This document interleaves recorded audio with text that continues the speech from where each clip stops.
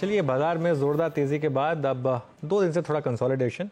अब Q1 के numbers का इंतज़ार और बजट का इंतज़ार। क्वेस्ट इन्वेस्टमेंट एडवाइज़र के CIO अनिरुद्ध सरकार हमारे साथ जुड़े हैं, उनसे जानते हैं कि वो अब मार्केट को कैसे अप्रोच कर रहे हैं। अनिरुद्ध जी, गुड आफ्टरनून। गुड आफ्टरनून अनुज। बड़ी रैली हुई मार्केट में 21,350 से 22,350, और मैं खैर उससे पहले उस लो की तो बात भी नहीं कर रहा हूँ जो हमने रिजल्ट डे पे हिट किया था। यहाँ से अब क्या व्यू बन रहा है मार्केट को लेकर, स्पेशली अर्निंग सीजन और बजट से पहले? तो अनुज, आई से कि अभी जो बेसिकली जो लेवल पे अभी हम लोग बैठे हैं यहाँ से डेफिनेटली मार्केट्स तो डेफिनेटली एक्सपेंसिव है। मतलब अगर ब्रॉडली मैं हेडलाइन इंडेक्स देखूं, मार्केट्स बहुत ज्यादा एक्सपेंसिव नहीं है, बट डेफिनेटली डीप वैल्यू तो नहीं है। तो यहाँ से मैं बोलूंगा थोड़ा सा जो शार्प रैली जो हमने लास्ट 1 मंथ में देखा है, that was more of a I would say the catchup rally. जो मतलब बिफोर द इलेक्शंस जो पैसा निकला था, चाहे हम FIs का बोले या काफी सारा जो डोमेस्टिक पैसा था which was waiting to enter, वो पूरा पैसा लास्ट 1 मंथ में आ गया है post elections. In fact we have just completed 1 month after election. तो लास्ट 1 मंथ में जो FI का पैसा जो निकला था वो आया है, काफी सारा पैसा जो वेट कर रहा था वो आया है, एंड डोमेस्टिक पैसा भी आया है। सो ये जो शार्प रैली है यहाँ से डेफिनेटली वो शार्प रैली तो अपसाइड में नहीं दिख रहा है। सेक्टर वाइज मैं बोलूंगा बहुत सारा एक्शन रहेगा। हर साल हमको पता है कि बजट के पहले एक्सपेक्टेशंस होता है अलग अलग सेक्टर्स किसमें क्या अनाउंसमेंट्स आ सकते हैं। तो आई थिंक वो expectation led upside sector wise में काफी होगा। उसमें भी मैं बोलूंगा ऑलरेडी हम लोग लास्ट एक हफ्ते 10 दिन से देख रहे हैं काफी सारे sectors based on expectations, based on मतलब बजट में क्या आ सकता है, उसके चक्कर में काफी सारे स्टॉक्स भाग रहे हैं। तो थोड़ा सा डिस्कंफर्ट आता है with regard to such sharp up move, जहां पे मैं बोलूंगा थोड़ा कैश रखना is always a good advice. आप कह रहे हैं कैश रखना इज अ गुड एडवाइस, तो इस समय रन अप टू बजट में कोई प्री कर्सरी या फिर प्रीएम्प्ट करके पोजीशन बिल्कुल नहीं लेंगे अनिरुद्ध जी? ब्रॉडली मैं बोलूंगा जो हमारे जो सेक्टर्स जहाँ पे हम लोग इन्वेस्टेड है, वो सेक्टर्स में हम लोग अभी भी बुलिश हैं। एंड जो मैंने लास्ट काफी सारे इंटरव्यूज में बताया था कि जो कैपिटल फॉर्मेशन हो रहा है, the whole capex, private capex, public capex, वो एक बड़ा एरिया है जहाँ पे मैं बोलूंगा इन्वेस्टर्स को इन्वेस्टेड रहना चाहिए। बजट रिलेटेड मैं बोलूंगा since we are the long term investors, budget related तो बहुत ज्यादा कुछ पोजीशंस नहीं है।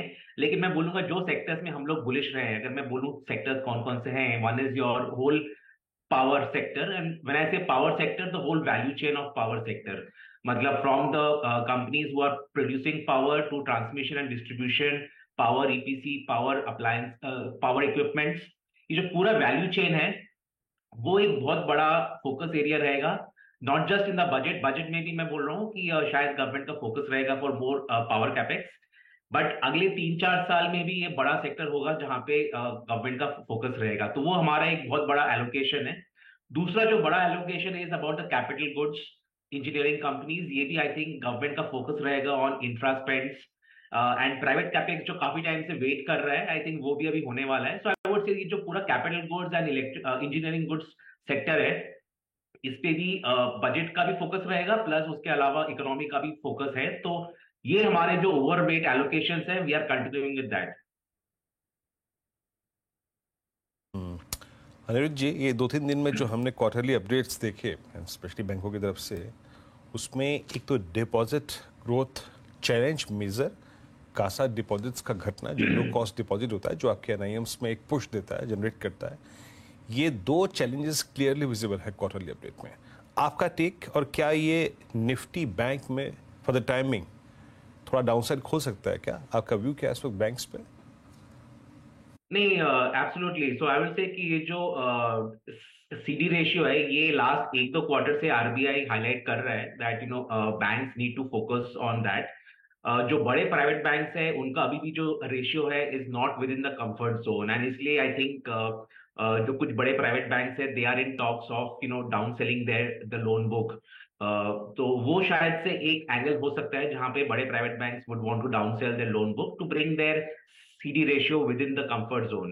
बट मैं बोलूंगा जब तक ये number within the RBI mandated targeted zone में नहीं आएगा, थोड़ा प्रेशर रहेगा with regard to your earnings, because since the lending growth नहीं हो सकता है, तो आई थिंक वो ग्रोथ नंबर्स में दिखेगा, एंड आई थिंक अगले 1-2 क्वार्टर में ये पेन रहेगा, specially for the private banks. I think PSU banks में काफी सारा कंफर्ट है with regard to the ratio.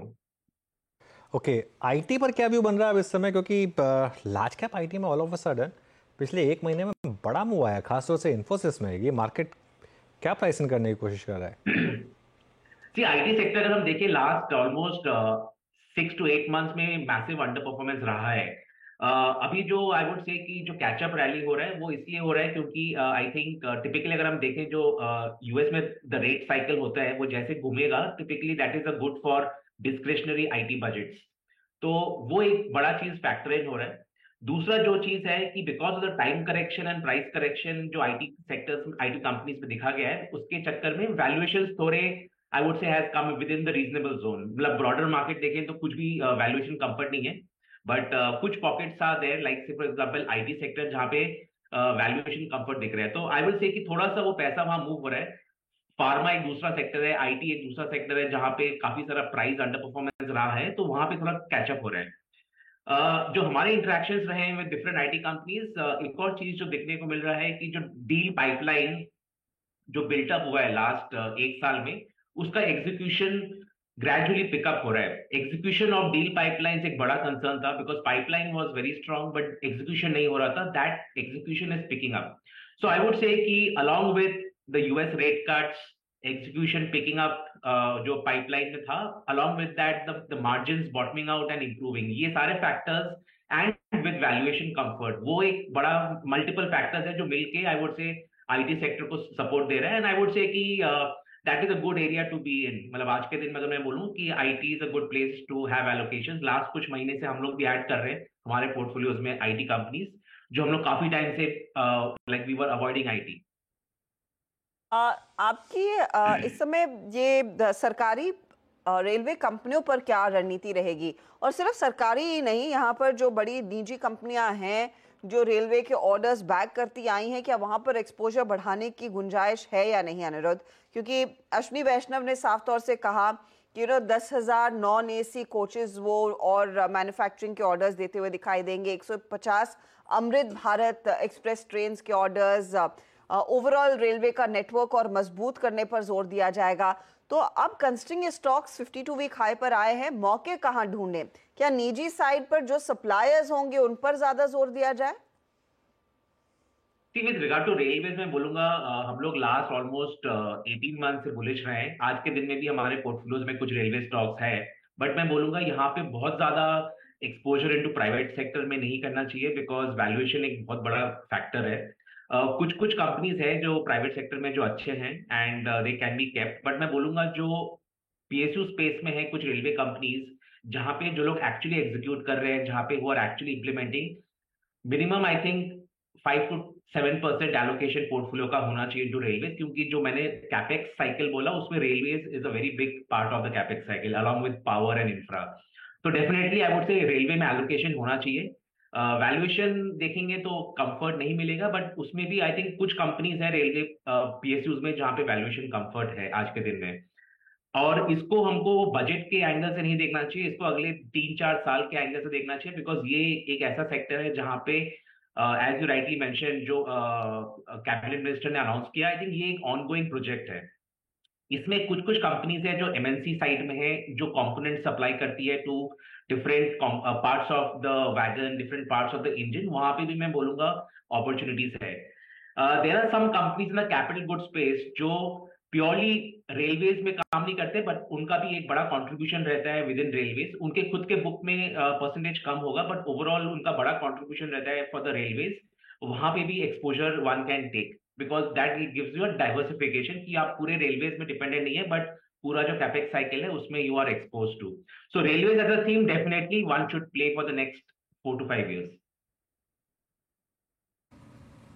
Okay, but Anirudh ji अगर रेलवे से निकल के अब थोड़ा उड्डयन की तरफ जाएं, एविएशन की तरफ, IndiGo all time high trajectory के बेहद नज़दीक again, I mean all time high trajectory ही है।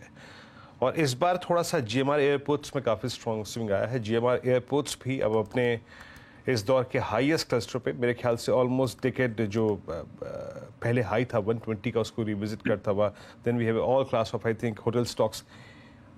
इसमें से आप लोगों का जो कॉन्फिडेंस है, कन्विक्शन है, वो किस पे है? इनफैक्ट आपने दोनों सेक्टर बता दिए जो हमारे पास एक्सपोजर है, बोथ होटल्स एंड एविएशन। हमारे पोर्टफोलियो में we have both hotel and aviation sector exposure, broadly मिला के अराउंड 7 to 8% एक्सपोजर है। ये हमारा part of urban consumption and the semi urban consumption का जो एक्सपोजर है उसमें है, मेनली बिकॉज आई थिंक ये जो पूरा डोमेस्टिक ट्रैवल है दैट इज समथिंग जो continue to be very very strong. आज के दिन में अगर मैं बोलूँ जो डोमेस्टिक ट्रैवल है it is very very strong. Typically जो फर्स्ट क्वार्टर था उसमें बिकॉज ऑफ एक्सट्रीम हीट थोड़ा सा वीकनेस रहा है, ऑल्सो बिकॉज ऑफ इलेक्शन थोड़ा वीकनेस रहा है, but I think it is just kind of the quarterly impact. मैं बोलूंगा एविएशन एक ऐसा स्पेस है जहां पे ज्यादा प्लेयर्स नहीं है। आपने जो कंपनी का नाम लिया that is a dominant player, but yes competition एक आध और है, बट आई थिंक ये एक ऐसा स्पेस है जहां पे जितने भी प्लेयर्स हैं they will continue to enjoy higher margin, higher occupancies. Same मैं बोलूंगा for hotel sector also, demand outstripping the supply of the rooms. So आपके जो ARRs है एंड द ऑक्यूपेंसीज है जो मिलके हम लोग बोलते हैं द रेफपार, आई थिंक